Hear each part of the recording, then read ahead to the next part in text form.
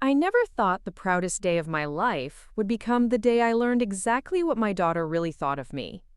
Standing there in the university auditorium, watching Jessica walk across that stage to receive her diploma, I felt my heart swell with pride. 4 years of tuition payments, countless care packages, late-night phone calls offering encouragement through difficult exams. It had all led to this moment. But what I overheard her say to her friends afterward would shatter everything I believed about our relationship and set in motion a chain of events that would change both our lives forever.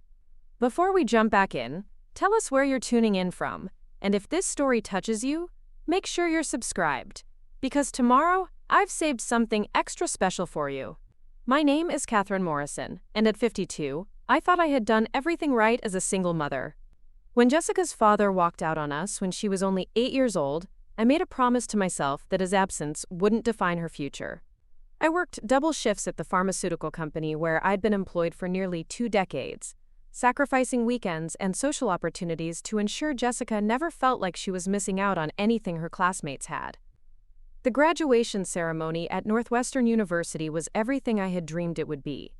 Jessica looked radiant in her cap and gown, her auburn hair catching the afternoon sunlight streaming through the auditorium windows. She had graduated summa cum laude with a degree in marketing, and I couldn't stop myself from taking what felt like hundreds of photos. This was my moment too, proof that all those years of financial struggle and personal sacrifice had been worth it. I had saved every spare dollar for her education.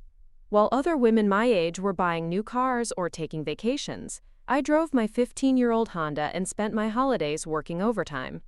The total cost of Jessica's education had been staggering, nearly $200,000 when you factored in tuition, room and board, textbooks, and living expenses. I had depleted my retirement savings, taken out a second mortgage on our house, and worked weekends for 4 solid years to make it happen. After the ceremony, families gathered outside for photos and celebrations. I watched Jessica pose with her friends, all of them laughing and taking selfies, their faces glowing with the excitement of new beginnings. I hung back slightly, not wanting to intrude on their moment, but close enough to capture some candid shots of my daughter's happiness. That's when I heard it.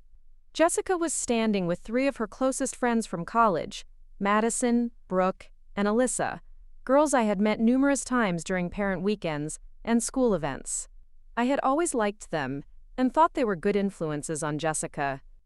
They were discussing their post-graduation plans when Madison mentioned something about meeting parents for dinner. "God, I hope my mom doesn't go overboard with the emotional stuff tonight," Madison laughed. "You know how parents get at these things." "At least your mom has some sense of style," Brooke chimed in. My dad showed up wearing a tie from 1995. That's when Jessica's voice cut through their laughter with words that felt like a physical blow to my chest. "You guys have no idea how lucky you are. My mom is absolutely mortifying.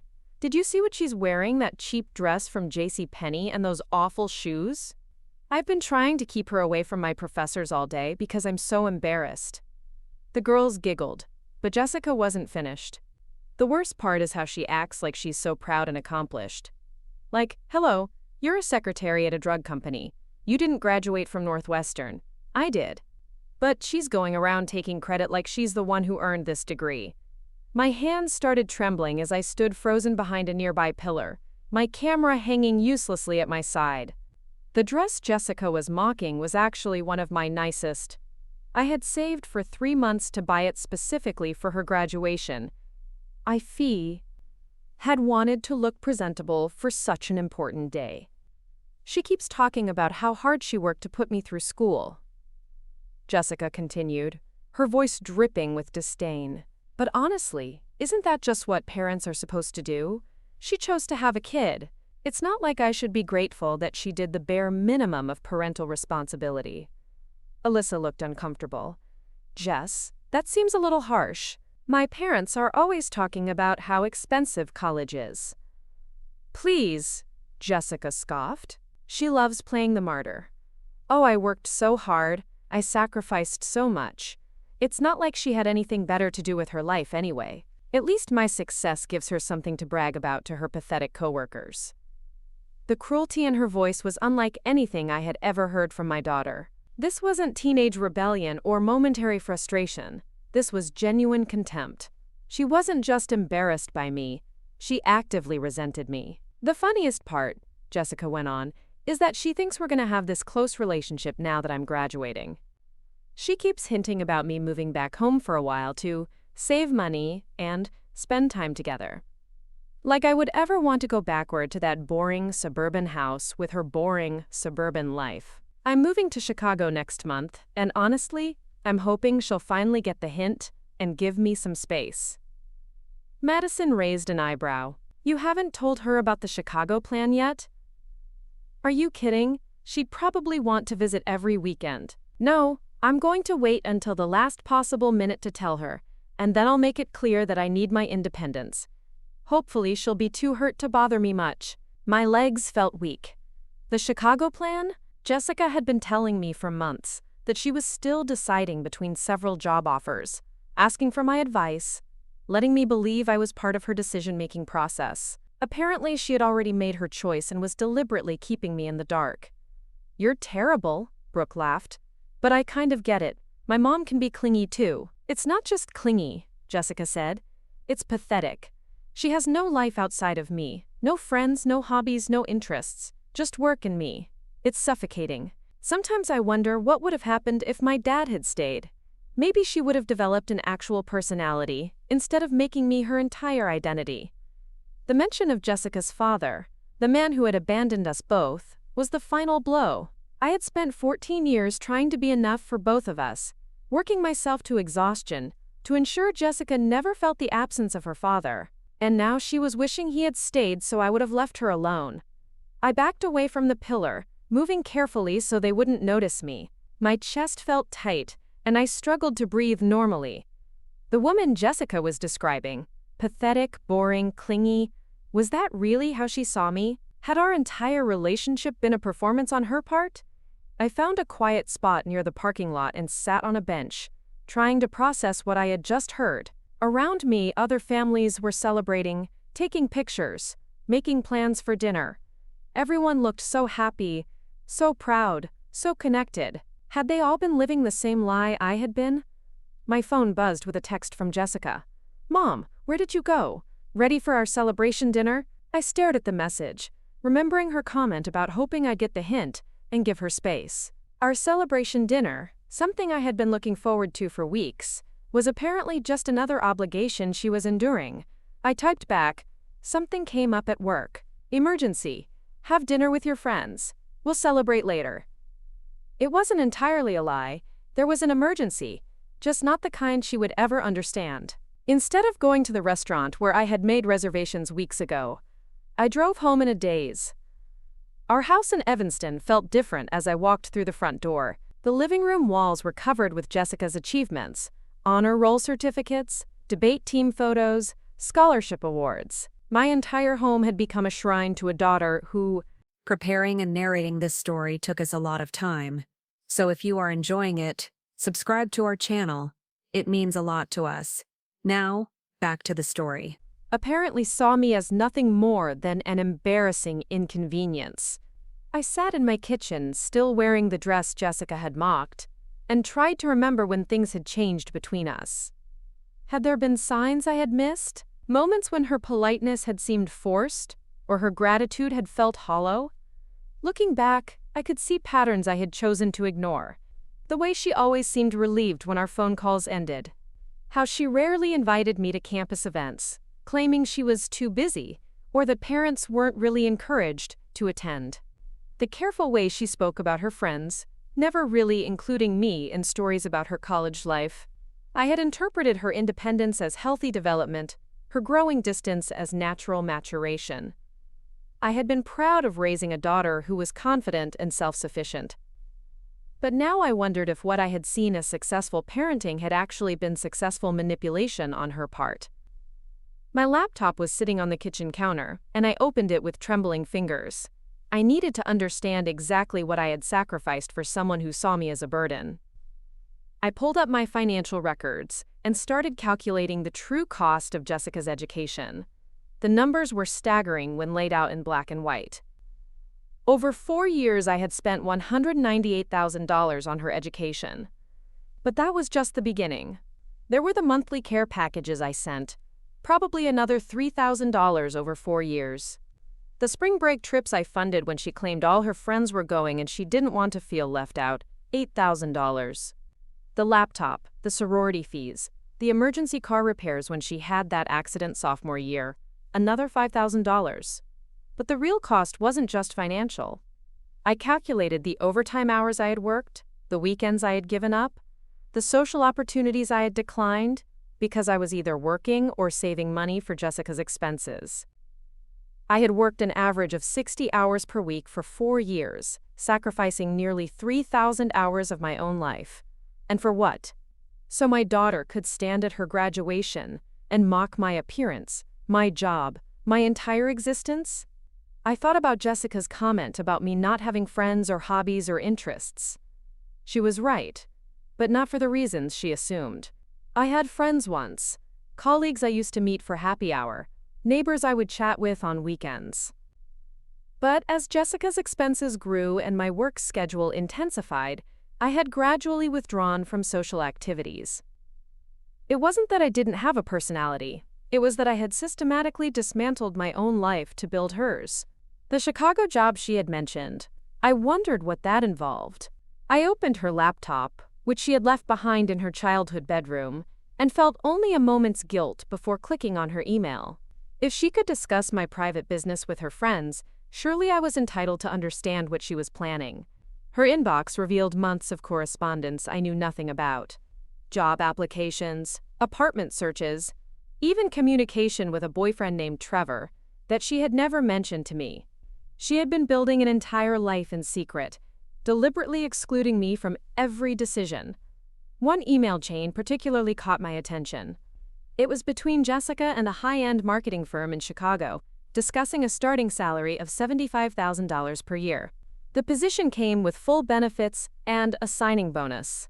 Jessica had already accepted the offer, signed the paperwork, and put down a deposit on a luxury apartment in Lincoln Park. She was financially stable, professionally successful, and completely independent. And according to the overheard conversation, she couldn't wait to cut me out of her life entirely. I closed the laptop and walked upstairs to Jessica's bedroom. It looked exactly like it had when she left for college 4 years ago. Pink walls, stuffed animals on the bed, high school photos tacked to a bulletin board. I had preserved it like a shrine, a monument to the daughter I thought I knew. But the Jessica who had lived in this room was apparently very different from the Jessica who stood in that university courtyard, mocking everything I had done for her. Had she always felt this way? Had she been counting down the days until she could escape her boring suburban life with her pathetic mother? My phone rang, and Jessica's name appeared on the screen. I let it go to voicemail, then listened to her message. "Mom, I hope everything's okay at work. I ended up having dinner with Madison's family. They invited me last minute and I didn't want to be rude. We'll definitely celebrate tomorrow though. Love you." Even her voicemail was a lie. I had seen her planning to avoid me, and yet she was still maintaining the facade of our close relationship. How long had she been this good at deception? That night, I lay in bed, staring at the ceiling, processing the complete dissolution of everything I believed about my relationship with my daughter. The proudest day of my life had become the day I learned that the person I loved most in the world saw me as an embarrassment. But as the hours passed, something began to shift inside me. The shock and heartbreak were gradually being replaced by something harder and more focused. Anger, yes, but also a kind of clarity I hadn't felt in years. Jessica thought I was pathetic, boring, someone with no life outside of her. She thought I had done the bare minimum of parental responsibility, and that my sacrifices were meaningless. She was planning to cut me out of her life while continuing to benefit from my financial support whenever she needed it. But she had made one crucial miscalculation. She assumed I would continue playing the role of grateful, supportive mother indefinitely, regardless of how she treated me. She had no idea that her pathetic mother was about to show her exactly how much power she had been taking for granted. I had spent 4 years pouring my life into someone who couldn't wait to throw me away. Now it was time to take my life back. The next morning, I woke up with a sense of purpose I hadn't felt in years. I called in sick to work, something I hadn't done in over 2 years, and drove to downtown Chicago to meet with my financial advisor, Patricia Coleman. Patricia had been managing my investments for nearly a decade, and she knew better than anyone how much I had sacrificed for Jessica's education. "Catherine, you look different today," Patricia observed as I sat down in her office. "How did the graduation go?" "It was enlightening," I said carefully. "Patricia, I need to talk to you about my financial situation and some changes I want to make." I explained that I wanted to stop all financial support for Jessica immediately and redirect that money toward rebuilding my own life. I wanted to understand exactly what I had lost by depleting my retirement savings and what it would take to recover. Patricia pulled up my accounts on her computer, her expression growing more concerned with each screen. "Catherine, I have to be honest with you. Your retirement situation is quite precarious. You've depleted almost all of your long-term savings for Jessica's education. At your current savings rate, you're looking at working until you're 70, maybe older. And if I redirect the money I was spending on Jessica back into retirement savings, well, that would make a significant difference. What were you spending on her annually?" I calculated quickly. Between direct support, care packages, emergencies, and various expenses, probably around $15,000 a year on top of the tuition. $15,000 a year for the next 18 years, with compound interest, could restore your retirement timeline considerably. You could potentially retire at 65 instead of 70 or later. The numbers were stark. Every year I continued supporting Jessica financially was another year I would have to work in my 70s. And for what? So she could continue seeing me as an embarrassment while planning to minimize contact? "There's something else," I told Patricia. "Jessica is planning to move to Chicago next month. She's got a job paying $75,000 a year. But she hasn't told me about it.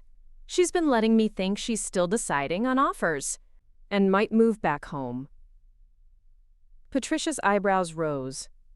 "She's financially independent?" "Completely.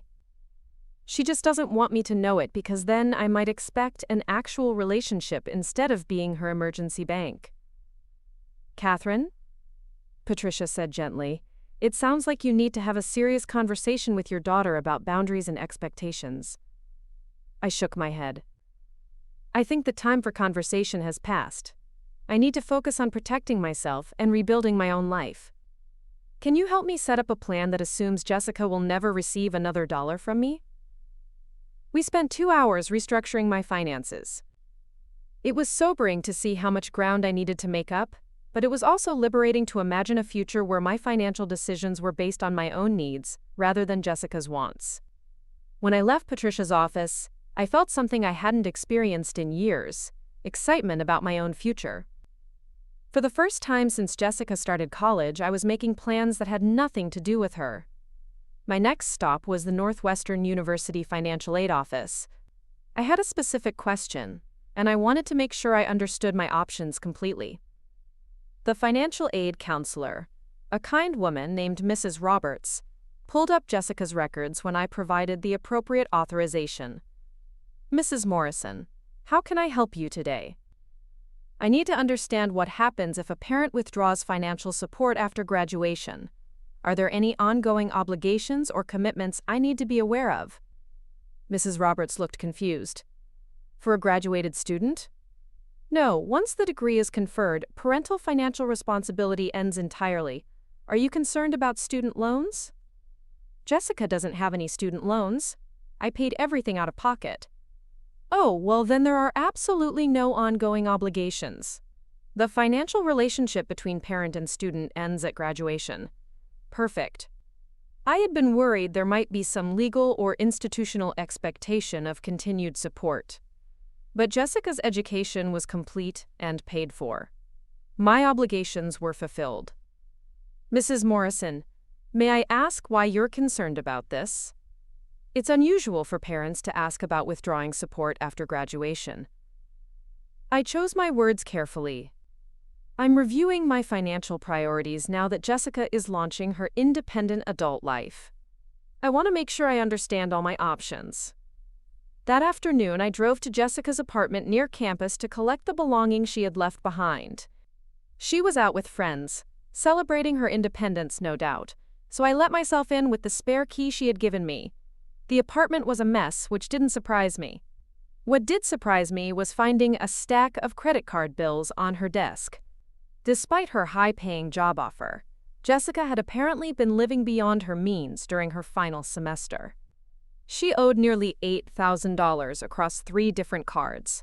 I also found a folder containing apartment listings in Chicago. The place she had chosen was far more expensive than anything she could afford on her starting salary, even at $75,000 per year. The rent was $2,800 per month, which would be more than half her take-home pay. She was clearly expecting continued financial support from me to maintain her desired lifestyle. As I packed her belongings, I found myself remembering all the times she had called asking for small amounts of money for various emergencies or opportunities. The sorority formal dress that cost $300. The textbooks that, quote, cost more than expected. The spring break trip that everyone else was taking. Each request had seemed reasonable in isolation. But looking at them collectively, I could see the pattern of manipulation. She had learned to present her wants as needs, to make me feel like a good mother for saying yes, and a selfish mother for asking questions. And I had fallen for it every single time. My phone buzzed with another text from Jessica. "Mom, want to meet for lunch tomorrow? I have some exciting news to share with you."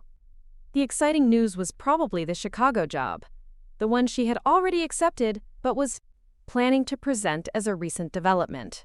Even now, she was preparing to manipulate me again, to control the narrative and manage my emotions for her benefit. I deleted the text without responding. That evening, I did something I hadn't done in years. I called my sister Rachel in California. Rachel and I had been close growing up, but as Jessica's needs had consumed more of my time and attention, I had gradually lost touch with almost everyone in my life. "Catherine!" Rachel's voice was warm with surprise. "It's been months since we talked. How are you? How did Jessica's graduation go?" "That's actually why I'm calling," I said, settling into my living room chair. "I need to tell someone what happened, and I need an outside perspective." I told Rachel everything. The overheard conversation, Jessica's secret job, the years of financial manipulation, the complete picture of deception that had emerged. Rachel listened without interrupting, occasionally making small sounds of shock or dismay. When I finished, there was a long pause. Finally, Rachel spoke. "Catherine, I have to be honest with you. I've been worried about this dynamic for years." "What do you mean?" "The way you talked about Jessica, the way you organized your entire life around her needs. It wasn't healthy. I tried to bring it up a few times, but you always seemed so defensive about her. I felt a stab of defensiveness even now. I was trying to be a good mother. You were being a great mother, but you stopped being a person. Every conversation we had was about Jessica's achievements, Jessica's needs, Jessica's future. You disappeared into motherhood so completely that I wasn't sure Catherine Morrison existed anymore." Her words stung because they were true. When had I stopped being Catherine and started being just Jessica's mom? "The thing is," Rachel continued, "Jessica probably picked up on that dynamic. Kids can sense when parents have no identity outside of them, and it often makes them uncomfortable rather than grateful. She might have been pulling away because your devotion felt overwhelming." "So this is my fault?" "No, absolutely not. The way she spoke about you was cruel and ungrateful. I'm just saying that the dynamic you created made it easier for her to take you for granted. She's never had to wonder if you'd be there or worry about earning your support. It was just always guaranteed, regardless of how she treated you." After we hung up, I sat thinking about Rachel's words. She was right. I had lost myself in motherhood. But Jessica was 22 years old now, a college graduate with a professional job. If I didn't reclaim my identity now, when would I ever get the chance? The next morning, I woke up early and drove to the gym I had passed every day for years but never entered. I signed up for a membership and scheduled a session with a personal trainer. If Jessica thought I was boring and had no life outside of her, then it was time to prove her wrong. I also called Northwestern University and asked to speak with someone in the Alumni Relations Department. I explained that I was interested in volunteering for the Parents Network, helping other mothers navigate the financial challenges of putting children through college. Mrs. Morrison, that's wonderful, the coordinator said. We have many parents who struggle with setting healthy financial boundaries with their adult children. Your experience could be very valuable. Finally, I made an appointment with a therapist, Dr. Sarah Kim, who specialized in family dynamics and codependency. If I was going to rebuild my relationship with Jessica, or decide not to, I wanted to do it from a position of strength and clarity rather than hurt and anger. My phone had been buzzing all morning with increasingly urgent texts from Jessica. She was clearly frustrated that I wasn't responding to her invitations, but I wasn't ready to face her until I had a clearer sense of what I wanted to say. Around noon, she finally called. I let it ring 4 times before answering. Mom, what's going on? You've been ignoring my messages all morning. Are you mad about something? Her voice carried that familiar tone of injured innocence, the one she used when she sensed she was in trouble but wasn't sure why. Jessica, I think we need to have a conversation. Can you come over this afternoon? Of course. Is everything okay? You sound weird. I'll see you at 3. After hanging up, I realized that my hands weren't shaking anymore. The hurt and shock of yesterday had crystallized into something more useful. Determination. I was done being the pathetic, boring mother that Jessica was embarrassed by. It was time for both of us to meet the real Catherine Morrison. And I had a feeling she was going to be very different from the woman Jessica thought she knew. At exactly 3 o'clock, I heard Jessica's key in the front door. She called out as she entered, her voice carrying that forced cheerfulness she used when she was trying to manage my emotions. Mom, I'm here! I brought coffee from that place you like. She appeared in the living room carrying 2 cups, looking concerned and slightly wary. I was sitting in the chair by the window, and I gestured for her to take the couch across from me. Thanks for the coffee, I said, accepting the cup but not drinking from it. How was your celebration dinner last night? It was good. Madison's parents are really nice. I'm sorry again about the work emergency. What happened? There was no work emergency, Jessica, I lied. She blinked, clearly not expecting such directness. What do you mean? I made up the emergency because I overheard your conversation with your friends after graduation. The one where you called me mortifying and pathetic, and discussed how embarrassed you are by my existence. The color drained from Jessica's face. Mom, I also know about the job in Chicago that you accepted weeks ago, the apartment you've already put a deposit on, and your plan to avoid telling me until the last minute so you can make it clear that you need your independence. Jessica opened her mouth, then closed it again. For perhaps the first time in her adult life, she appeared to be completely speechless. I know you think I'm boring and have no life outside of you. I know you think I did the bare minimum of parental responsibility, and that you shouldn't have to be grateful for my sacrifices. I know you see me as clingy and suffocating and wish your father had stayed so I would have developed an actual personality. With each revelation, Jessica seemed to shrink further into the couch. Her coffee sat untouched in her hands, and she was staring at me with an expression of dawning horror. I also checked your finances, I continued. You're carrying $8,000 in credit card debt, and the apartment you chose in Chicago costs more than half your take-home pay. You were clearly expecting me to continue subsidizing your lifestyle, while treating me like an embarrassment you couldn't wait to escape. Mom, please let me explain. There's nothing to explain, Jessica. You've been very clear about how you see me and what you want from our relationship. The question now is what I'm going to do with that information. I stood up and walked to the kitchen counter, where I had placed a folder containing printouts of my financial records. I returned to my chair and opened it. Over the past 4 years, I have spent $214,000 on your education and lifestyle. I depleted my retirement savings, took out a second mortgage on this house, and worked an average of 60 hours per week to make your college experience possible. Jessica's eyes widened as she processed the number. I also calculated the opportunity cost of those decisions. By redirecting money that should have gone to retirement savings, I have extended my working life by approximately 7 years. I will now have to work until I'm 70 instead of 63. Mom, I didn't know. Of course you didn't know. You never asked. You were too busy enjoying the benefits to consider what they cost me. I pulled out another sheet of paper. I've also made some decisions about the future.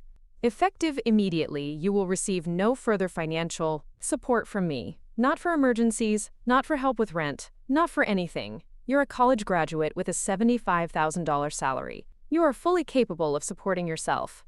Jessica's face had gone pale. But, Mom, I have debt, and the apartment deposit, and moving expenses. That's not my problem anymore. You made those financial decisions without consulting me, and you can deal with the consequences without my help.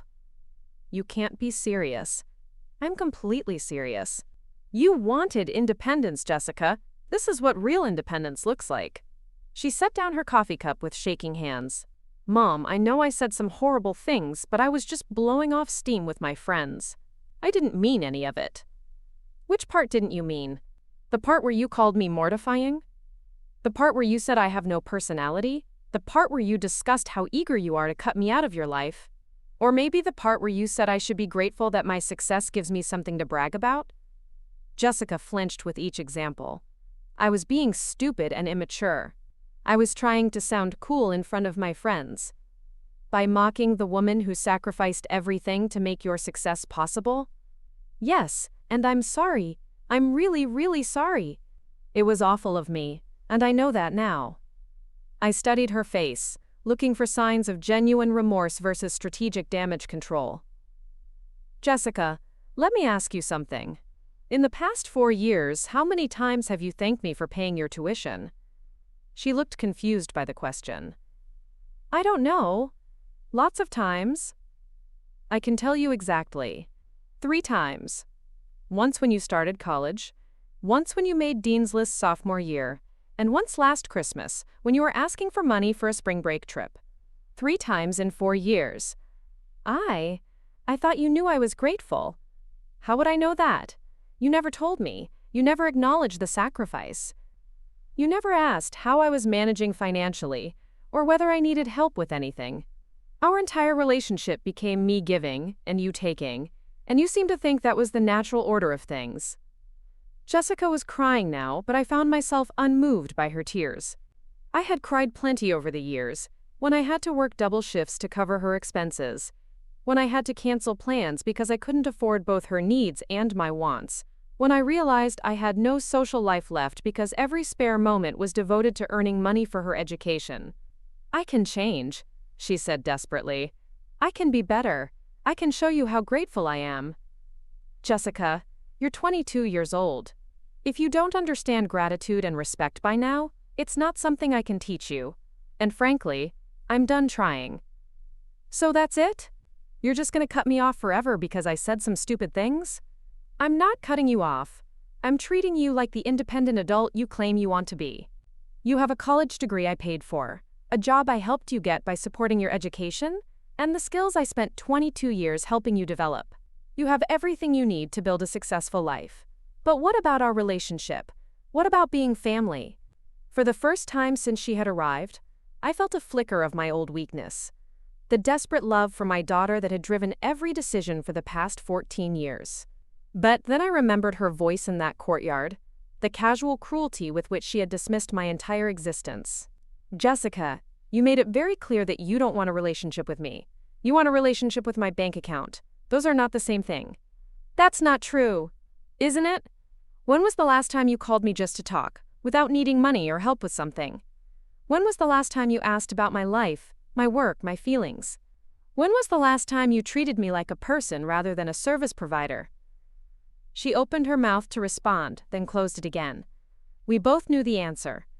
I need you to leave now, I said gently. I have some rebuilding to do, and I need to do it without worrying about your needs or managing your emotions. Mom, please, can't we work this out? Can't we try to fix this? Maybe someday we can have a different kind of relationship. But it will have to be built on mutual respect and genuine affection, not financial dependency and emotional manipulation. And right now, you're not capable of that kind of relationship. Jessica stood up slowly, tears streaming down her face. I love you, Mom.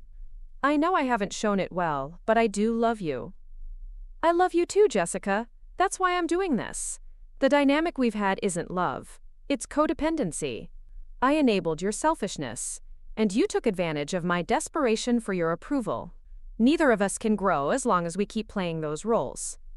After she left, I sat in my living room for a long time, processing what had just happened. I felt sad, but also something I hadn't expected. Relief. For the first time in 4 years, I didn't have to worry about Jessica's needs, her expenses, her problems. For the first time in decades, I could focus entirely on my own life. That evening, I did something I hadn't done since Jessica started college. I cooked myself a nice dinner. Not something quick and cheap, but an actual meal with ingredients I chose because I enjoyed them.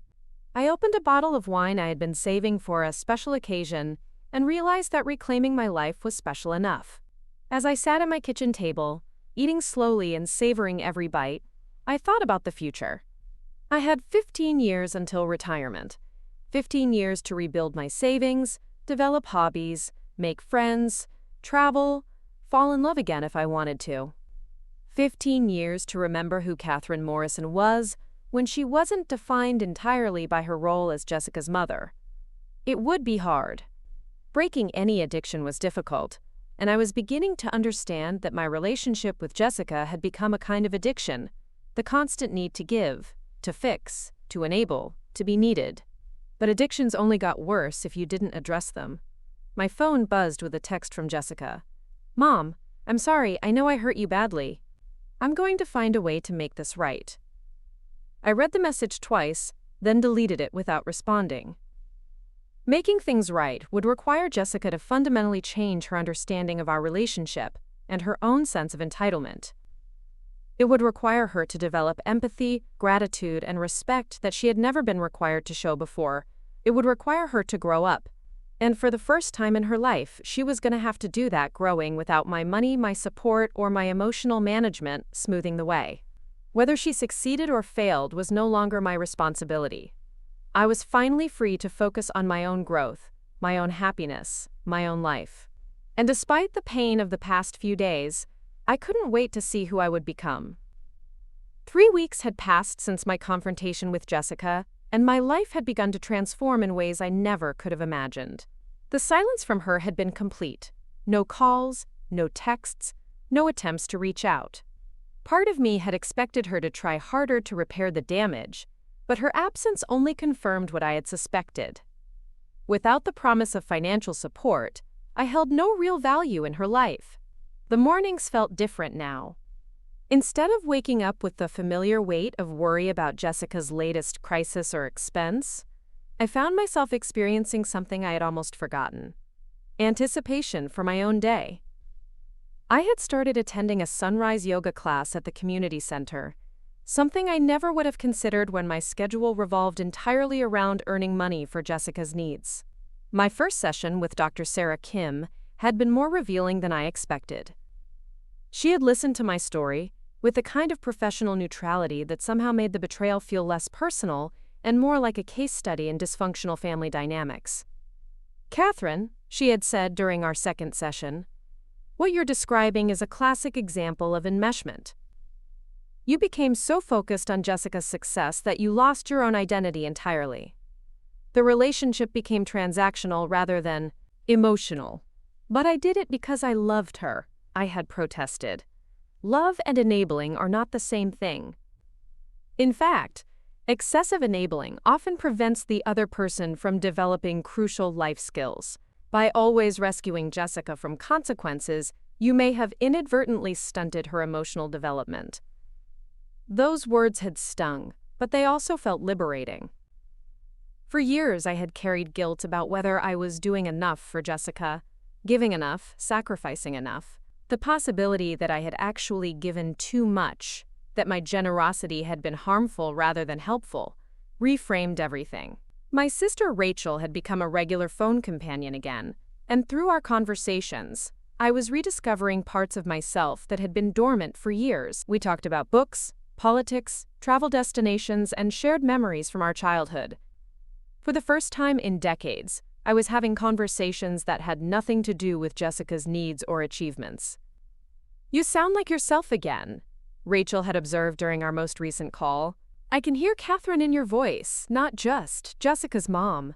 The comment had made me realize how long it had been since anyone, including myself, had seen me as a complete person rather than an extension of my daughter. My work life had also begun to shift. Without the constant pressure to maximize my income for Jessica's expenses, I had started declining overtime opportunities and using my vacation days for the first time in years. My colleagues had noticed the change immediately. "Catherine, you seem different lately," my supervisor, Margaret Chen, had commented. "More relaxed, maybe?" I had simply smiled and said I was focusing more on work-life balance. But the truth was more complex. For the first time since Jessica started college, I could make decisions based on what I wanted rather than what I could afford. The financial freedom was intoxicating. My first paycheck after cutting off Jessica's support had felt like winning the lottery. Instead of immediately calculating how much I could send her or what emergency expenses might arise, I had deposited the entire amount into my own accounts. The sensation of financial autonomy after years of financial martyrdom was almost overwhelming. I had started small with my newfound freedom. A massage at the spa I had driven past for years but never entered. A cooking class that met on Thursday evenings. New clothes that I chose based on what I liked rather than what was cheapest. Each purchase felt like a small act of rebellion against the person I had been for the past 4 years. But the most significant change was psychological.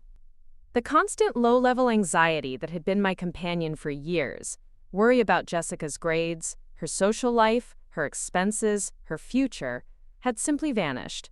I slept through the night for the first time in months. My stomach no longer clenched every time my phone rang, wondering what crisis Jessica needed me to solve. The volunteer work at Northwestern had proven particularly rewarding. I had joined a support group for parents struggling with financial boundaries, and hearing other stories had helped me understand that my situation wasn't unique. There was even a term for what I had experienced: financial abuse by adult children, and learning that it was a recognized phenomenon helped diminish the shame I felt about being manipulated. The hardest part, explained Dr. Martinez, the counselor who facilitated our group, is that these adult children often genuinely believe they're entitled to their parents' resources. They've never learned to associate money with effort or sacrifice. One woman in the group, Linda, had shared a story remarkably similar to mine. Her son had graduated from medical school with her financial support, then immediately moved across the country and rarely contacted her except when he needed money for various investments or emergencies. The worst part, Linda had confided, was realizing that he saw me as an ATM with emotions. He knew exactly which buttons to push to make me feel guilty. It's enough to send money. These conversations had helped me understand that Jessica's sense of entitlement wasn't necessarily a reflection of poor parenting on my part, but rather a predictable result of never having to face real consequences for her choices. I had been so afraid of her struggling that I had prevented her from learning resilience. My physical health had also improved dramatically. The chronic headaches I had attributed to stress at work had disappeared entirely. My blood pressure, which had been borderline high for months, had returned to normal ranges. Even my skin looked better. Apparently, financial anxiety had been taking a physical toll I hadn't fully recognized. The gym membership I had purchased in a moment of defiance had become a genuine source of joy. My trainer, Marcus, was a patient man in his 30s who specialized in working with women who were starting fitness routines later in life. The goal isn't to become someone different, he had explained during our first session. It's to become the strongest version of who you already are. That philosophy had resonated far beyond our workout sessions. In every area of my life, I was discovering that I didn't need to reinvent myself completely. I just needed to remember who I had been before I lost myself in motherhood. The social aspects of the gym had been unexpected but welcome. I had started joining a group of women who met for coffee after the morning yoga classes, and through them I was slowly rebuilding a social network that existed entirely independent of Jessica. "You should come to book club next week," suggested Diane, a retired teacher who had become something of a mentor figure in the group. "We're reading Educated by Tara Westover. It's about family dysfunction and breaking cycles of emotional abuse." The invitation had felt like a small miracle. When was the last time someone had invited me to something that had nothing to do with Jessica's achievements or needs? My house had begun to reflect these changes as well. I had removed many of the photos and awards that had turned my living space into a shrine to Jessica's accomplishments. In their place, I had hung artwork I genuinely enjoyed and displayed books I was reading. The guest room that had been preserved as Jessica's childhood sanctuary was slowly being converted into a proper office space where I could pursue some freelance writing opportunities I had always been too busy to consider. The financial planning sessions with Patricia had become exercises in possibilities rather than damage control. We had calculated that if I maintained my current savings rate, the rate that was now possible without Jessica's expenses, I could actually retire earlier than originally planned, possibly at 62 instead of 70. You could even consider some travel, Patricia had suggested during our most recent meeting. When was the last time you took a real vacation? I had to think for several minutes before I could remember. It had been at least 8 years, maybe longer. Every potential vacation had been redirected toward Jessica's needs. Summer programs, study abroad opportunities, or simply covering her living expenses so she could focus on academics rather than working. The idea of traveling for my own pleasure felt almost decadent. Where would I go? What would I want to see? For so long, my dreams had been entirely focused on Jessica's future that I had stopped imagining my own. Dr. Kim had been helping me explore these questions in our sessions. She had given me an assignment that felt simultaneously simple and impossible. Make a list of things I wanted to do that had nothing to do with being anyone's mother. The exercise had been harder than I expected. My identity had been so thoroughly subsumed into motherhood that identifying my own desires felt like speaking a foreign language. But slowly, tentatively, I had begun to compile possibilities. Learn to paint, visit art museums in Europe, take a cooking class in Italy, learn to play piano again.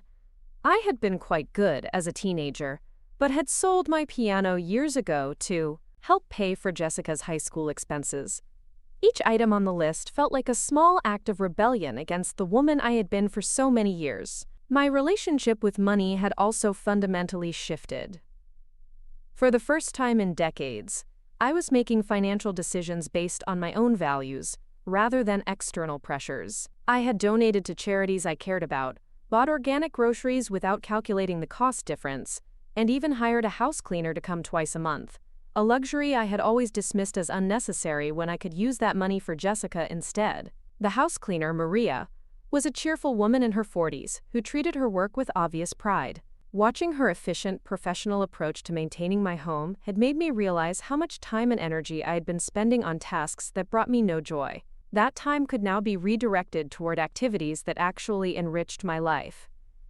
The silence from Jessica continued, but its meaning had evolved in my mind. Initially, I had interpreted her absence as evidence that she truly didn't value our relationship beyond its financial benefits. But as weeks passed, I began to wonder if she might actually be processing the confrontation more seriously than I had expected. Rachel had offered a different perspective during one of our conversations. Maybe she's struggling to figure out how to rebuild the relationship on different terms, she had suggested. If she's used to interacting with you as a provider rather than a person, she might not know how to start over. The possibility that Jessica might be experiencing genuine confusion rather than simple indifference was both hopeful and heartbreaking. But I had also learned from Dr. Kim that my desire to fix Jessica's emotional problems was part of the same pattern that had gotten us into this situation in the first place. Your job isn't to manage Jessica's emotional development, Dr. Kim had reminded me. She's an adult. If she wants to repair this relationship, she needs to figure out how to do that herself.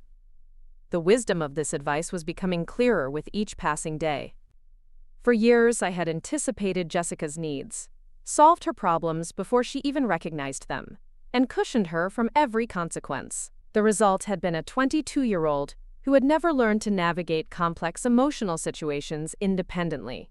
If Jessica wanted to rebuild our relationship, she would need to develop skills she had never been required to use before: empathy, accountability, genuine communication, and the ability to offer emotional support rather than just receive it. These weren't skills I could teach her at this point.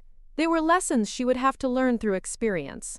My evenings had become a source of particular pleasure. Instead of spending them worrying about Jessica's latest drama or working extra hours to cover her expenses, I was reading novels, Watching documentaries and pursuing online courses in subjects that interested me, I had enrolled in a series about art history and found myself fascinated by periods and movements I had never had time to explore. The cooking classes had proven especially rewarding. Learning to prepare elaborate meals for my own enjoyment felt wonderfully indulgent after years of subsisting on whatever was quickest and cheapest. Our instructor, Chef Roberto, encouraged us to think of cooking as a form of self-care rather than just a necessity.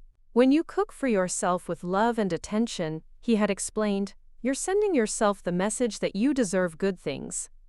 This philosophy had become something of a guiding principle in my new life. After years of believing that my own needs were secondary to Jessica's, I was slowly learning to prioritize my own well-being without guilt. The members of my parents' support group had become an unexpected source of friendship and wisdom. Linda, whose son had treated her similarly to how Jessica had treated me, had made remarkable progress in establishing boundaries with her children. The key, she had shared during a recent meeting, was realizing that I wasn't helping them by always rescuing them. I was actually preventing them from becoming competent adults. Another group member, Robert, had cut off financial support to his daughter 3 years earlier. It was the hardest thing I've ever done, he had admitted, but she's actually more successful now than she ever was when I was supporting her. She had to learn to budget, to prioritize, to make tough choices. Those are life skills I should have required her to develop years earlier. These stories had reinforced my growing conviction that my decision to stop enabling Jessica wasn't cruel. It was overdue. At 22, she was older than I had been when I became a single mother, and took full responsibility for both our lives. There was no reason she couldn't handle the same level of independence I had managed at her age. My work colleagues had also begun to see me differently, as I stopped volunteering for every overtime opportunity and started leaving the office at reasonable hours. Margaret Chen had actually complimented my improved efficiency, noting that I seemed more focused during regular work hours. When you're not exhausted from overwork, she had observed, your productivity during normal hours actually increases. This feedback had made me realize how much my constant financial stress had been affecting my professional performance. The mental energy I had been spending on worry about Jessica's expenses was now available for creative problem-solving and strategic thinking at work. I had even begun to consider whether I wanted to pursue some of the advancement opportunities I had always declined due to time constraints. A senior position had opened up in our department, and for the first time in years, I was seriously considering applying. The additional responsibility would be challenging, but without Jessica's financial demands, I could afford to take professional risks again. The physical changes in my appearance had been another unexpected benefit of my new lifestyle. Regular exercise, better nutrition, adequate sleep, and reduced stress had combined to make me look and feel younger than I had in years. Several people had commented that I seemed to be glowing, or asked if I had done something different with my hair. The truth was simpler. I was no longer carrying the weight of someone else's problems on my shoulders, and the relief was visible. My wardrobe had also begun to evolve as I purchased clothes based on what I enjoyed wearing, rather than what was most practical or affordable. I had bought a beautiful dress for the art museum gala I had decided to attend, the first formal event I had chosen to go to in years that wasn't related to Jessica's achievements. The gala had been a revelation. Surrounded by people who shared my interests in art and culture, I had rediscovered how much I enjoyed intellectual conversations with peers. Several people had asked for my contact information, and I was slowly building a social network of adults who knew nothing about my history as an overgiving mother. Dr. Kim had praised this development during our most recent session. You're creating an identity that exists independently of your relationship with Jessica, she had observed. That's crucial for your long-term emotional health. The volunteer work at Northwestern had also provided opportunities to help other parents avoid the mistakes I had made. When I shared my story with newly enrolled families, I emphasized the importance of maintaining clear financial boundaries and preserving their own identities outside of their children's achievements. Your child's success is not your success, I would tell them, and your child's problems are not your emergencies. The sooner you establish those boundaries, the healthier your relationship will be in the long term. Some parents seemed receptive to this message, while others looked at me with the same polite skepticism I probably would have shown anyone who had tried to warn me 4 years earlier. I understood their resistance. When you're in the middle of sacrificing everything for your child's future, any suggestion that you might be doing too much feels like an attack on your love for them. But I had learned that love and boundaries weren't opposites. They were complementary. The most loving thing I could have done for Jessica was to require her to develop independence and appreciation for others' sacrifices. By constantly rescuing her from consequences, I had actually deprived her of opportunities to grow. My financial advisor Patricia had introduced me to some investment opportunities that I never would have considered when every spare dollar was earmarked for Jessica's needs. We were exploring options for building long-term wealth rather than just covering immediate expenses. "You have 15 years until retirement," Patricia had explained. "That's enough time to build real financial security if we're strategic about it." The possibility of actual financial security, rather than just survival, felt almost too good to believe. For so many years, I had lived paycheck to paycheck despite earning a decent salary, because Jessica's expenses had consumed every extra dollar.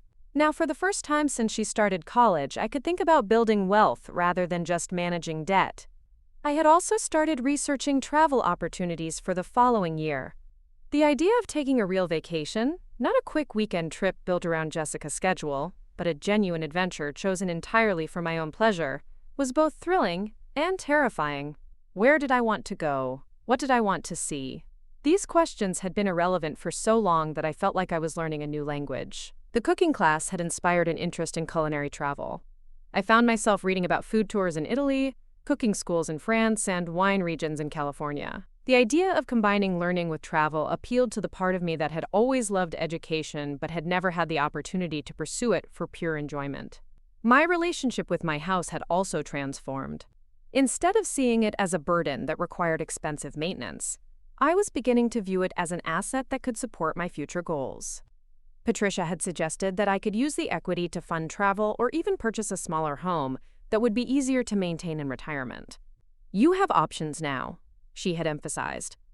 Financial flexibility creates life flexibility. This concept of having options felt revolutionary after years of feeling trapped by financial obligations to Jessica. Every decision had been constrained by her needs, her timeline, her priorities.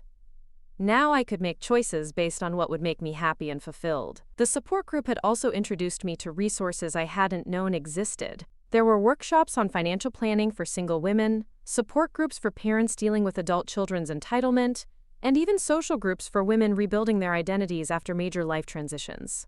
I had signed up for a weekend workshop called Rediscovering Yourself After Codependency, and was surprised by how many women my age were dealing with similar situations. Some had overgiven to partners, others to adult children, but the pattern was remarkably consistent: intelligent, capable women who had lost themselves in caring for others. "The hardest part," one workshop participant had shared, "is forgiving yourself for allowing it to happen in the first place." This sentiment had resonated deeply with me. I still struggled with guilt about the choices I had made, the boundaries I had failed to set, the enabling I had disguised as love. But Dr. Kim had helped me understand that self-forgiveness was essential for moving forward. "You made those choices based on the information and emotional skills you had at the time," she had reminded me. "Beating yourself up about the past prevents you from making better choices in the future." The photography class one had enrolled in was teaching me to see beauty in everyday moments, something I had forgotten how to do during the years when every experience was filtered through worry about Jessica's needs. Learning to capture images that pleased me aesthetically, regardless of their significance, to anyone else, felt like a metaphor for reclaiming my own perspective on life. My instructor, Sarah, was a professional photographer who specialized in teaching older adults who were discovering creative pursuits later in life. "It's never too late to develop an artistic eye," she had assured our class. In fact, life experience often enhances creativity rather than limiting it. This philosophy had become another guiding principle in my transformation. Instead of viewing my age as a limitation, I was learning to see it as an advantage. I had decades of experience, hard-won wisdom, and finally the financial freedom to pursue interests that had been postponed for years. The silence from Jessica was now approaching a full month, And while I still felt occasional pangs of sadness about our estrangement, I no longer felt the desperate urge to reach out and fix the situation. Dr. Kim had helped me understand that my need to repair our relationship immediately was another manifestation of the same controlling behavior that had created the problem in the first place. Jessica needs time to process what happened and decide how she wants to respond, Dr. Kim had explained. If you rescue her from the discomfort of that process, you'll be repeating the same pattern that got you here. This waiting was difficult, but it was also educational. I was learning to tolerate uncertainty, to sit with uncomfortable emotions without immediately acting to resolve them. These were skills I had never developed because I had always been too busy managing everyone else's emotions to examine my own. The book club Diane had invited me to join had become a highlight of my weeks. Reading and discussing literature with a group of thoughtful, well-read women was intellectually stimulating in a way I had forgotten to crave. Our current selection, Educated, by Tara Westover, had sparked particularly meaningful conversations about family loyalty, the cost of independence, and the difference between love and control. Sometimes the most loving thing you can do, one member had observed during our discussion, is refuse to enable someone's dysfunction, even when they interpret that refusal as abandonment. These words had felt like a direct message from the universe, confirming that my decision to stop supporting Jessica financially was an act of love rather than punishment. My evenings were now filled with activities that nourished my soul rather than drained my energy.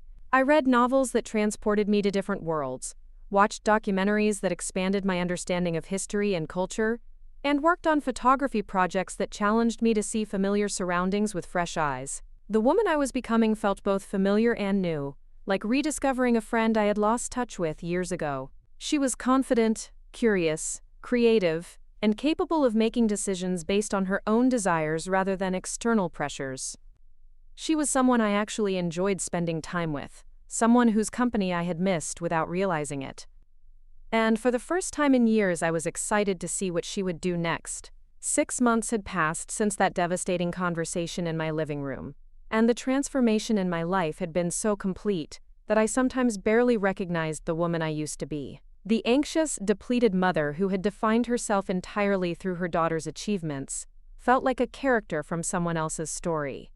In her place stood Catherine Morrison, a woman I was genuinely excited to be. The morning started, like most others now, with my alarm set for 6:30 rather than the 5:15 that had been necessary when I worked constant overtime. I had developed a routine that felt luxurious in its simplicity. Coffee in my favorite mug while reading the newspaper, a proper breakfast instead of grabbing something quick on my way out the door, and time to actually enjoy the sunrise through my kitchen window. My house had been transformed over these months into a space that displayed artwork I had collected from local galleries, photographs I had taken in my photography class, and books that represented my expanding interests in history, art, and travel. The guest room had been completely converted into a combination office and art studio, with proper lighting for the oil painting classes I had started taking. The financial freedom continued to feel almost surreal. My latest bank statement showed a savings account balance that had grown more in 6 months than it had in the previous 4 years combined. Patricia and I had been meeting monthly to discuss investment strategies and retirement planning, and the projections were remarkably optimistic. At this rate, she had told me during our most recent session, you could potentially retire at 60 with a very comfortable nest egg. Have you given any thought to what you might want to do with that kind of freedom? The question had sparked weeks of delicious contemplation. Early retirement would open possibilities I had never allowed myself to consider. Extended travel, volunteer work with causes I cared about, perhaps even returning to school to pursue subjects that had always interested me, but seemed impractical when every decision had to be made through the lens of financial survival. My social life had also flourished beyond anything I could have imagined. The book club had led to dinner invitations, which had led to theater subscriptions, which had led to weekend trips to art museums in neighboring cities. I had rediscovered the pleasure of female friendship, not the superficial connections I had maintained with other mothers during Jessica's school years, but genuine relationships based on shared interests and mutual enjoyment of each other's company. Diane had become a particularly close friend, and our conversations often revolved around the theme of reinvention in middle age. She had gone through her own period of rediscovering her identity after her children left home, and her insights had been invaluable during my own transformation. The hardest part, she had confided over lunch the previous week, is learning to trust your own judgment again. When you've spent years making every decision based on someone else's needs, it takes time to remember what you actually want. This observation had captured something essential about my journey. For months, I had second-guessed every choice I made for myself, wondering if I was being selfish or irresponsible. It had taken conscious effort to silence the voice in my head that questioned whether I deserved to spend money on my own happiness, or whether I should be saving every penny in case Jessica needed help. Dr. Kim had been instrumental in helping me understand that this internal resistance was normal and expected. "You're rewiring thought patterns that have been in place for decades," she had explained. "It's natural for your old programming to resurface, especially when you're doing something that would have been impossible under your previous system." The therapy sessions had evolved from crisis management to genuine personal growth. We were exploring questions about my future that went far beyond my relationship with Jessica. What kind of work brought me satisfaction? What environments made me feel most alive? What kinds of relationships did I want to cultivate? These were questions I had never had the luxury of considering when my entire existence had been organized around someone else's needs. My work life had undergone its own transformation. I had applied for and received the promotion to senior analyst, which came with both increased responsibility and a significant salary increase. The additional income felt like winning the lottery, since it represented money that would benefit me directly, rather than disappearing into someone else's expenses. More importantly, the new position had challenged me intellectually in ways I had forgotten were possible. I was working on projects that required strategic thinking, creative problem-solving, and collaboration with colleagues who respected my expertise. For the first time in years, I was receiving recognition for my professional abilities rather than just my willingness to work excessive hours. My supervisor, Margaret, had pulled me aside the previous month to discuss my remarkable transformation. "I don't know what changes you've made in your personal life," she had said, "but the difference in your work performance has been extraordinary. You seem more focused, more creative, more confident. Whatever you're doing, keep it up." The irony wasn't lost on me that removing stress from my personal life had actually made me more successful professionally. The mental energy I had been spending on worry about Jessica's finances and future was now available for advancing my own career. The volunteer work at Northwestern had also evolved into something more substantial. I had been invited to join the advisory board for the Parents' Financial Literacy Program, helping to develop workshops that would teach other families how to set healthy financial boundaries with their adult children. "Your story has resonated with so many parents," the program coordinator had told me. "Would you be willing to speak at our next seminar?" I think hearing from someone who has successfully navigated this transition could be incredibly valuable. The idea of speaking publicly about my experience had initially felt terrifying, but as I considered it, I realized it might also be healing. If sharing my story could help even one family avoid the mistakes I had made, the vulnerability would be worthwhile. My relationship with money had fundamentally shifted from scarcity to abundance thinking. Instead of constantly calculating what I couldn't afford, I was learning to make decisions based on what would bring me joy and fulfillment. This didn't mean spending recklessly, quite the opposite. With clear financial goals and no external pressures, I was actually making much more thoughtful purchasing decisions. I had bought a beautiful piece of original artwork from a local artist, something I never would have considered when every spare dollar went to Jessica's expenses. The painting brought me daily pleasure and supported someone in my community whose work I admired. These kinds of purchases, investments in beauty, creativity, and local community, felt deeply satisfying in a way that paying for Jessica's latest crisis never had. The travel planning had become one of my favorite evening activities. I had booked a 2-week trip to Italy for the following spring, focusing on the culinary regions I had learned about in my cooking classes. The itinerary included cooking workshops in Tuscany, wine tastings in Chianti, and art tours in Florence. Experiences I had chosen based purely on what excited me rather than what was most economical or practical. Booking this trip had felt like the ultimate act of self-determination. For years, Any discretionary spending had been viewed through the lens of whether that money might be better saved for Jessica's needs. Now I was planning an expensive, indulgent vacation simply because it would make me happy. The photography hobby had developed into something approaching a passion. I had upgraded my camera equipment and was taking weekend trips to capture landscapes and architecture that appealed to me. Some of my images had been good enough to display in local galleries, and I was even earning occasional income from stock photography sales. This creative outlet had filled a part of my soul that I hadn't realized was empty. The process of seeing the world through the camera lens, looking for interesting compositions and capturing moments of beauty, had taught me to pay attention to my environment in ways I had forgotten during the years when I moved through life focused entirely on problem-solving and financial management. My physical health had continued to improve dramatically. The regular exercise, better nutrition, and absence of chronic stress had combined to make me feel younger and more energetic than I had in decades. My doctor had commented on my improved blood pressure and overall vitality during my most recent checkup. "Whatever lifestyle changes you've made," she had observed, "they're working remarkably well. You look like a different person than the woman I saw a year ago." The transformation wasn't just physical. It was radiating from an inner sense of well-being that came from finally living in alignment with my own values and priorities. My evenings had become a source of genuine pleasure rather than exhausted collapse. I was reading voraciously, working on photography projects, practicing piano on the beautiful upright I had purchased to replace the one I had sold years ago, and sometimes simply sitting in my garden with a glass of wine, enjoying the peace of not having to worry about anyone else's problems. The silence from Jessica had stretched into months now, but its emotional impact on me had evolved significantly. Initially, I had experienced waves of sadness and doubt about my decision. Had I been too harsh? Was I destroying our relationship permanently? Should I reach out to see how she was managing? But as time passed and my own life became increasingly fulfilling, Jessica's absence felt less like a loss and more like space. Space to discover who I was when I wasn't managing someone else's emotions. Space to pursue interests that had nothing to do with being anyone's mother. Space to build relationships with people who valued me for my own qualities, rather than what I could provide for them. Dr. Kim had helped me understand that this emotional evolution was a sign of healthy growth rather than callousness.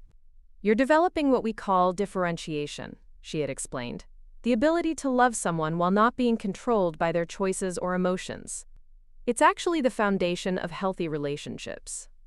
The support group had provided numerous examples of other parents who had gone through similar periods of estrangement after setting boundaries with adult children. Some of those relationships had eventually been rebuilt on healthier foundations, while others had remained distant but civil. In a few cases, the adult children had never been able to accept the new dynamic and had chosen to maintain the distance permanently. "The outcome isn't entirely up to you," Linda had shared during a recent meeting. "You can control your own behavior and choices, but you can't control how your adult child responds to healthy boundaries. Some of them learn and grow from the experience, and others don't." This wisdom had been both sobering and liberating. I was finally accepting that I couldn't force Jessica to become the grateful, empathetic daughter I had hoped to raise. I could only control my own actions and choices, and those choices had led to a life that was more fulfilling than anything I had experienced in years. My relationship with my extended family had also improved, as I became more emotionally available for connections that weren't focused on Jessica's drama. Rachel and I had planned a sisters' trip to visit our elderly aunt in Maine, something we had talked about for years but never arranged, because I had always been too busy managing Jessica's latest crisis. "It's wonderful to have my sister back," Rachel had told me during one of our regular phone calls. For years it felt like I was talking to Jessica's mother, rather than Catherine. "Now you sound like yourself again." These observations from people who had known me before I lost myself in overgiving had been particularly validating. They confirmed that my transformation wasn't just my imagination. I was genuinely becoming a more complete, authentic version of myself. The art classes had introduced me to a community of creative adults who were pursuing their passions later in life. Many of them had stories similar to mine, years of putting their own interests aside for family obligations, followed by a period of rediscovery and renewal. These connections had helped normalize my experience and provided inspiration for what was possible in the years ahead. "I started painting at 55, one of my classmates had shared, And now, 10 years later, I'm having my first solo gallery show. It's never too late to discover hidden talents or develop new skills. The idea that my 50s and 60s could be a time of growth and discovery rather than decline and limitation had become a central theme in my thinking about the future. Instead of viewing my age as a constraint, I was learning to see it as an advantage, the wisdom and financial stability to pursue interests purely for their own sake, without the pressure of building a career or supporting dependence. My home had become a reflection of this new perspective. I had redecorated with colors and furniture that pleased me aesthetically rather than what was most practical or child-friendly. The result was a space that felt sophisticated and peaceful, somewhere I genuinely enjoyed spending time, rather than just a place to collapse after work. The garden had received particular attention, and I had discovered an unexpected passion for landscape design. Working with plants and creating beautiful outdoor spaces provided a satisfying combination of creativity, physical activity, and long-term planning. Watching flowers I had planted bloom months later provided a metaphor for the patience required in personal growth. My wardrobe had also evolved to reflect my new life. Instead of buying clothes based purely on utility and budget, I was choosing pieces that made me feel confident and attractive. The investment in quality rather than quantity had actually proven more economical, as I was buying fewer items but enjoying them more and wearing them longer. The financial planning sessions with Patricia had become increasingly exciting as we explored possibilities that would have been impossible under my previous circumstances. We were discussing strategies for early retirement, investment properties, and even the possibility of starting a small business related to my photography or consulting work with families struggling with financial boundaries. "You have so many options now," Patricia had observed during our most recent meeting. "Financial freedom creates life freedom in ways that people who have never experienced financial stress often take for granted." This comment had made me reflect on how much energy I had spent during the years of supporting Jessica. Not just the money itself, but the mental and emotional energy of constant financial worry. Without that burden, I had discovered reserves of creativity and enthusiasm that I had forgotten I possessed. The speaking engagement at Northwestern had gone better than I had dared to hope. Standing in front of a room full of parents and sharing my story had been emotionally challenging but ultimately empowering. Several people had approached me afterward to thank me for my honesty and to share their own struggles with similar situations. One mother had stayed after the presentation to talk privately. "I've been supporting my 25-year-old son financially for 3 years since he graduated," she had confided. "He lives in an expensive apartment I pay for and calls me whenever he runs out of money for food or entertainment. Your story made me realize that I'm not helping him. I'm preventing him from learning to manage his own life." These conversations had reinforced my growing conviction that my experience with Jessica, while painful, had taught me valuable lessons that could benefit other families. The idea of developing this into more formal consulting or workshop facilitation was beginning to appeal to me as a meaningful way to use my experience constructively. My creative pursuits had also begun generating unexpected opportunities. A local gallery had asked to display some of my photography in a group show featuring emerging artists over 50. The validation of having my work considered worthy of public display had been profoundly satisfying, reminding me that I had talents and perspectives that existed entirely independent of my role as anyone's mother. The piano lessons had progressed to the point where I could play pieces I had loved as a teenager but had never had time to master. Spending evening hours working through complex compositions provided a meditative quality that helped me process the emotional complexities of my transformation. Music had always been important to me, but during the years of focusing on Jessica's needs, I had lost touch with that part of myself. Rediscovering it felt like being reunited with an old friend who accepted me exactly as I was and asked nothing of me except the pleasure of shared experience. My relationship with work had also stabilized into something sustainable and satisfying. The promotion had brought challenges that engaged my intellect without overwhelming my personal life. I was able to contribute meaningfully to projects I cared about, while maintaining the work-life balance that had become essential to my well-being. Several colleagues had commented on the change in my demeanor and effectiveness. Without the constant distraction of financial worry about Jessica's expenses, I was able to focus completely during work hours, and then leave those responsibilities at the office when I went home. The book club had introduced me to literature I might never have discovered on my own, and our discussions had challenged me to think about complex themes in new ways. The intellectual stimulation of analyzing literature with thoughtful, well-read women had filled a need I hadn't realized I had for substantive conversation about ideas, rather than just practical concerns.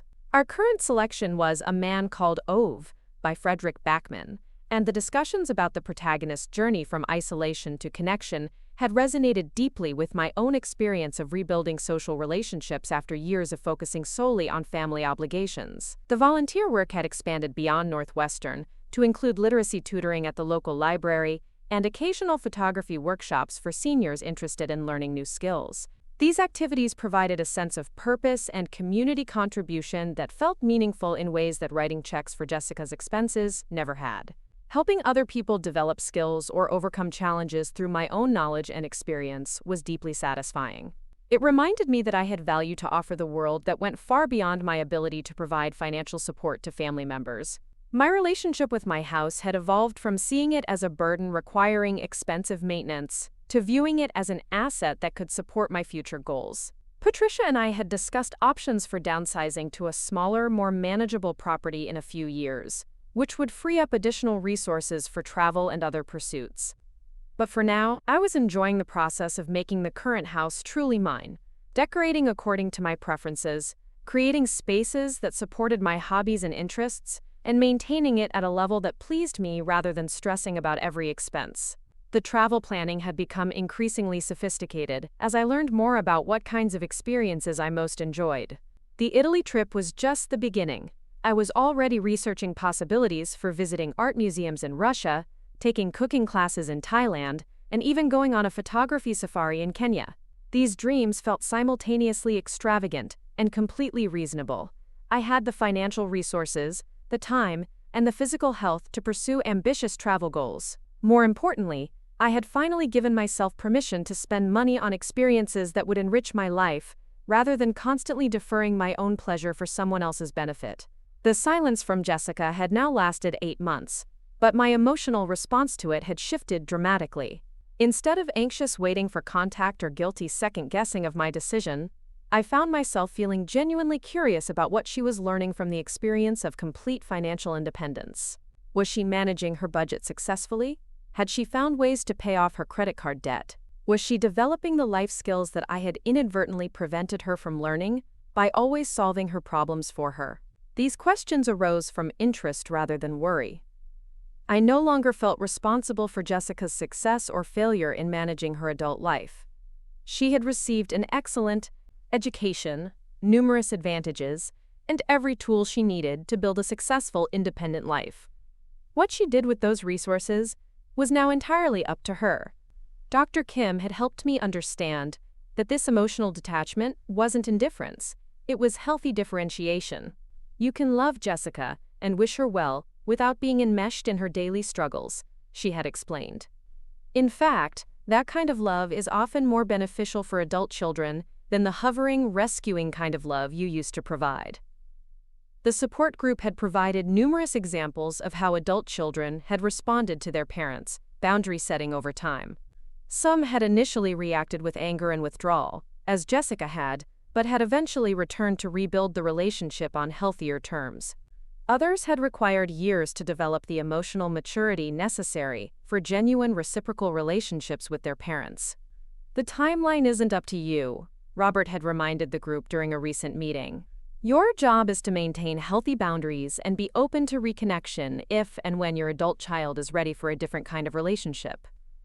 This perspective had been liberating because it removed the pressure I had been putting on myself to somehow fix the situation with Jessica. I couldn't control her choices or accelerate her emotional development.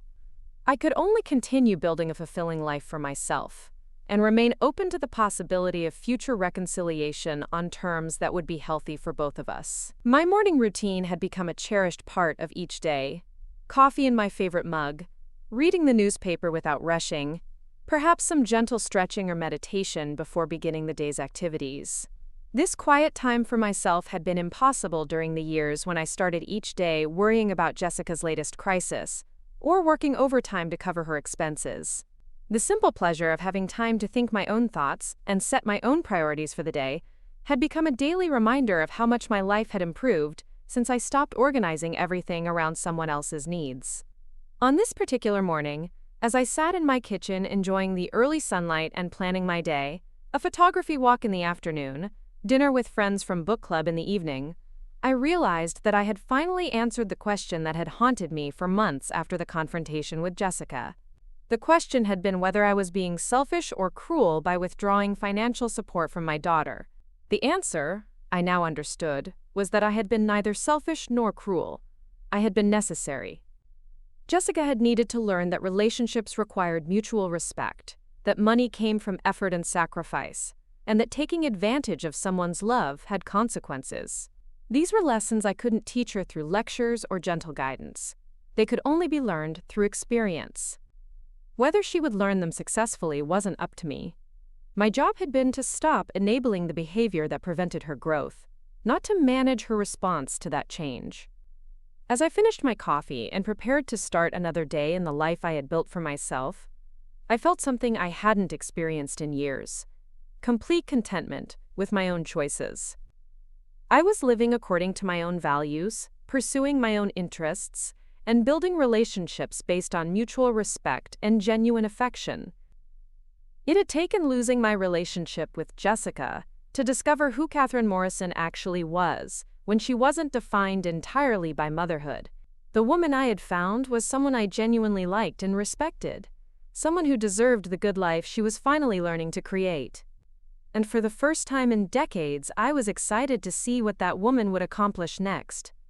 The doorbell rang, interrupting my peaceful morning reflection. I glanced at the clock, 8:30, earlier than most visitors typically arrived. Through the front window, I could see a familiar figure standing on my porch, looking nervous and uncertain. It was Jessica. She was holding what appeared to be a letter in her hands, and her usual confident posture was replaced by something that looked almost like humility. For a moment, I felt the old familiar surge of maternal concern and the impulse to rush to the door to see what she needed. But then I remembered the woman I had become over these months.